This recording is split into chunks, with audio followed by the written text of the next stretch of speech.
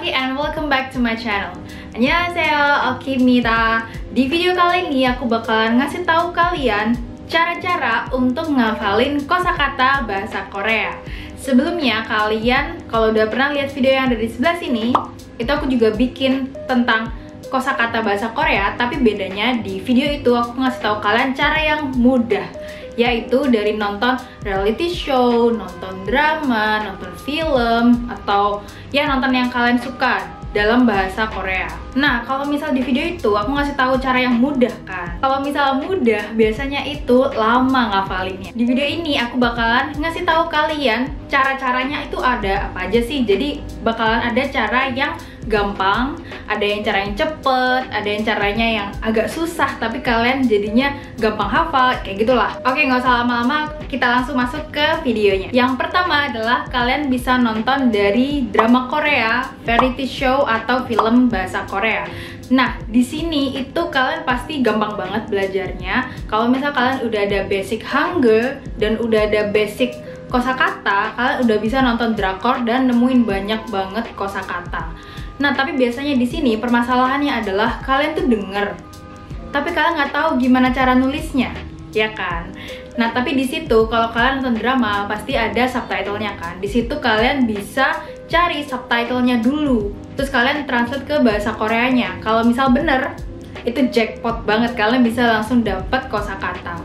Dan belajar dari drama Korea itu gampang banget, dan kalian gimana sih? Kalian cuma tinggal duduk nonton, terus kalian langsung dapat beberapa kosakata. Nah, tapi ini tuh depends dari tiap orang tuh beda-beda. Ada yang bisa nonton drama Korea sambil belajar bahasa Korea, ada yang cuma nonton drakor aja, jadi dia nggak bisa menyerap kosakata dari bahasa Korea itu. Kalau misal aku biasanya itu kalau nonton drama Korea, kalau masih episode awal-awal, aku tuh masih bisa nyerap kata-kata baru. Karena pertama kan banyak distraction ya kalau nonton. Karena pertama kita masih berusaha ngafalin siapa nama aktornya, ini tuh aktor ngapain, terus masih berusaha memahami alur. Misal sekarang aku lagi nonton Startup. Di Startup itu banyak banget istilah-istilah bisnis. Jadi aku tuh masih kayak, wow, ini istilah bisnis ini, itu ternyata bahasa Koreanya ini. Nah, aku masih bisa fokus tuh sama kosakata baru. Nah, tapi kalau misal udah episode yang belakang-belakang, aku pasti udah fokus banget sama alurnya dan aktor-aktornya.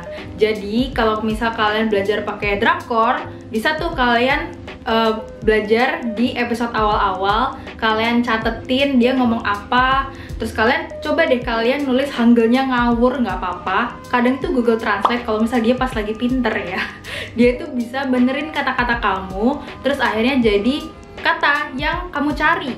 Nah, kalau misal kalian masih bingung nulisnya gimana Hangulnya, kalian bisa lihat dia ngomong apa, subtitlenya apa, kalian ketik tuh. Nah, pasti nggak semuanya muncul dengan the exact same way sama aktornya ngomong kan, tapi kalian paling nggak di situ udah nemu, oh kayaknya bahasa Koreanya ini tuh ini, karena ketika pas digabung itu sama. Ini udah cara yang sangat mainstream. Yang nomor satu, nonton drakor. Ini kelebihannya adalah mudah. Kalau kalian kalau misal hobi nonton drakor atau nonton film atau variety show, itu kalian pasti udah nonton secara natural. Kayak tiap hari pasti kalian nonton kan? Ya nggak tiap hari lah, tiap minggu pasti kalian nonton kan? Jadi gampang, terus kalian suka, tapi kekurangannya itu lama. Jadi di Startup aku nemu kata investor, yaitu 투자자. Di sini aku tuh ngafalin kata ini tuh lama banget guys, padahal aku udah nemu kata ini di hampir setiap episode dari Startup. Nah, jadi emang mudah, tapi kalian tuh biasanya nggak hafal-hafal guys. Jadi kalian harus sering banget muncul baru kalian bisa hafal. Misal nih, waktu itu aku nemu kata piyeja. Piyeja itu korban. Nah, untuk ngafalin si piyeja ini, aku tuh harus nonton banyak banget drakor yang isinya itu tentang penyelidikan kasus-kasus gitu, jadi banyak korban-korban. Nah, aku baru hafal si kata-kata piyeja ini. Oke, kayak gitu guys kalau misal kalian belajar dari drama atau dari variety show Korea atau film Korea. Nah, masuk yang kedua. Oke, yang kedua adalah diulang-ulang. Nah, diulang-ulang ini itu punya kelebihan, yaitu kalian langsung cepet hafal karena kalian ngulang-ulang terus kan. Nah, tapi kekurangannya itu kalian nggak bisa hafal dalam jangka panjang. Jadi kalian cuman ingetnya sekarang doang nih. Misal kalian hafalin kata-kata terdakwa. terdakwa itu kan piguin, orang yang terdakwa, jadi orang yang di court, di pengadilan sebagai terdakwa, dia yang disuspek kalau misal dia itu salah gitu. Nah, biasanya di drama-drama tuh dia ngomong kayak gini, piguinan bla bla bla bla. Jadi kayak terdakwa ini itu bla bla bla bla. Nah, kalian mau ngafalin si piguin doang. Terus kalian mikir kayak, oh oke, aku mau ngafalin ini. Piguin, piguin, piguinan, piguinan, piguin. Itu kalian bakalan cepet banget hafalnya. Aku yakin kalau misalnya kalian udah ngulangin itu berkali-kali dalam sehari, pasti kalian langsung hafal.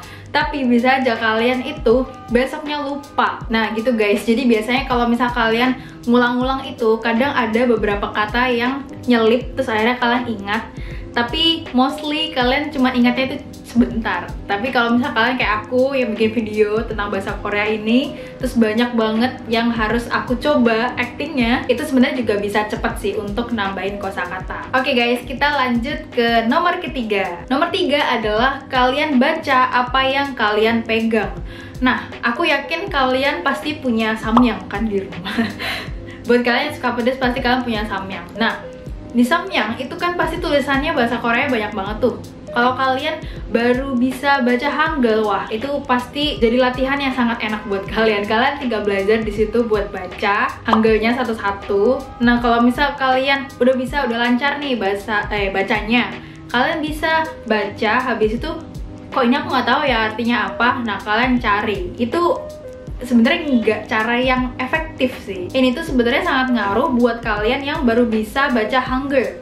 Jadi biar kalian itu lebih cepet bacanya dan nggak lupa-lupa. Contohnya adalah aku dulu pernah belajar bahasa Jepang, dan ketika ngafalin hiragana sama katakana-nya itu kan susah ya, banyak banget.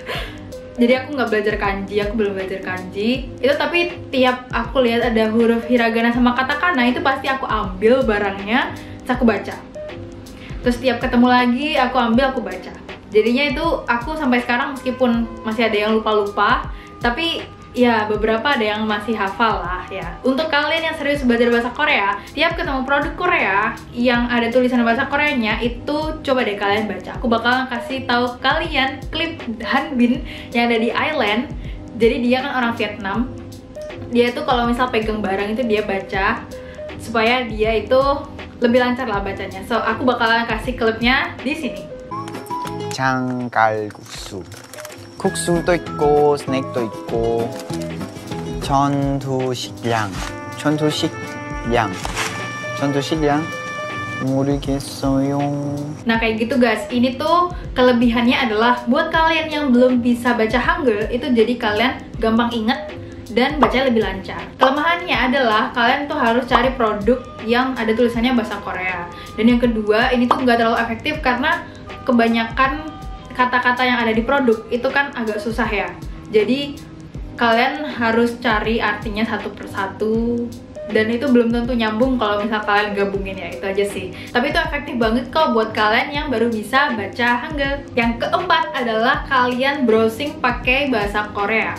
Nah ini tuh sebenarnya jarang banget aku lakuin, tapi biasanya aku mau coba gitu, kayak aku ngetik kata-kata dalam bahasa Korea, terus habis itu muncul kan banyak page, banyak website pakai bahasa Korea. Nah di situ kalian bisa coba untuk baca, terus kalian cari artinya. Sebenarnya cara keempat ini sama yang ketiga itu sama guys, itu lebih cocok buat kalian yang baru bisa baca Hangul dan pengen lancar bacanya. Jadi kalian cari sebanyak mungkin kata-kata yang tulisannya Hangul. Nah tapi ini tuh juga sebenarnya penting banget buat kalian yang udah bisa baca Hangul, udah terbiasa, udah lagi ngafalin kosakata, lagi belajar bikin kalimat. Karena di sini kalian juga bakalan nambah banyak kosakata asing yang biasa ada di website, kayak login, sign up, sign in, submit, gitu-gitu lah. Kata-kata itu kan sebenarnya susah. Nah ini sebenarnya kurang lebih kelebihan sama kekurangannya sama yang nomor 3, yaitu kelebihannya adalah ini tuh buat kalian yang baru bisa baca Hangul, kalian bisa lebih lancar.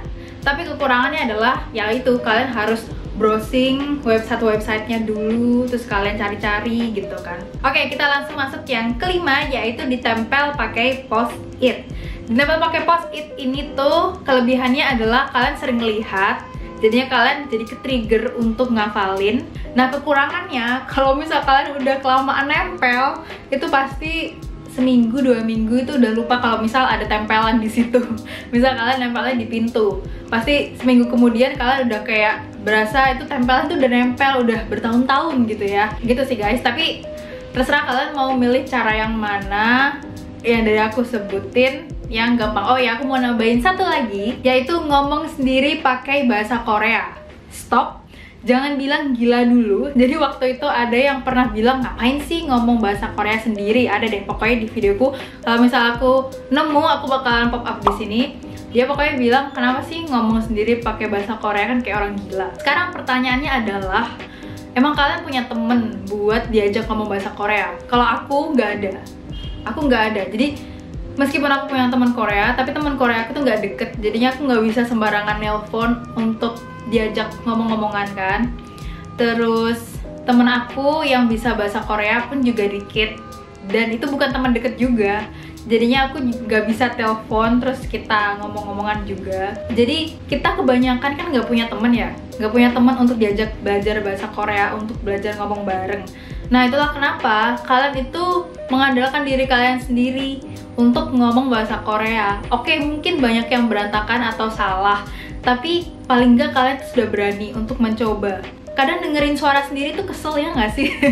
Kadang dengerin suara sendiri tuh kesel, ini kenapa pronunciation-nya kok begini, terus kenapa ini kayaknya salah-salah, ada kebalik-balik. Nggak apa-apa, itu kalian at least making a process gitu loh guys, daripada kalian diem aja cuman nonton drama, terus kalau misal belajar cuman dari ebook atau ya textbook, terus habis itu kamu nggak pernah praktek.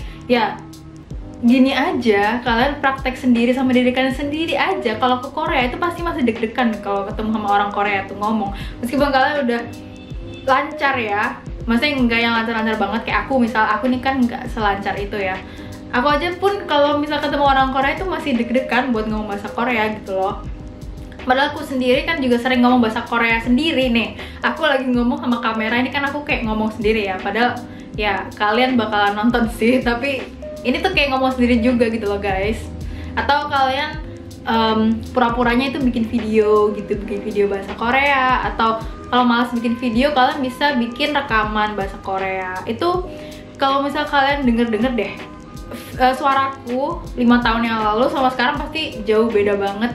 Dari pemilihan, dari logatnya, pemilihan katanya gitu-gitu. Jadi coba deh kalian lupakan orang-orang yang bilang kalau misal ngomong sendiri itu gila. Yang penting kalian ngomong sendirinya itu di tempat yang gak ada orang ya, maksudnya di kamar lagi sendiri, itu latihan gitu. Jangan pas di depan umum, sekalian latihan sendiri kan ya itu isi yang dianggap gila sama orang-orang. Jadi guys, aku udah ngasih kalian 6 cara untuk menghafal kosakata bahasa Korea. Nah di antara ke-6 ini kalian bisa milih mana yang efektif menurut kalian.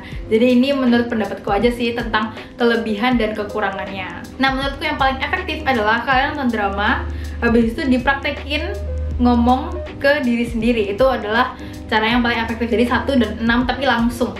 Itu kalian pasti ingetnya lebih lama lah. Oh ya guys, buat kalian yang bingung untuk cari kosakata itu di mana, aku ada ebook kosakata yang terdiri dari 2000 lebih kosakata plus bonus contoh kalimat bahasa Koreanya. Kalian kalau misal pingin, kalian bisa cek link di description box atau di komentar, aku bakalan kasih. Harganya cuma 20.000 loh guys, dan ini cuma sampai akhir tahun 2020 karena di tahun depan di 2021 aku bakalan nge-update ebooknya dan bakal lebih banyak lagi, dan yang pasti lebih mahal kan. Jadi mumpung lagi murah, kalian bisa beli sekarang juga. Yuk. Oke guys, sekian videoku. Kalau misal kalian suka, jangan lupa untuk like, dan buat kalian yang belum subscribe ya.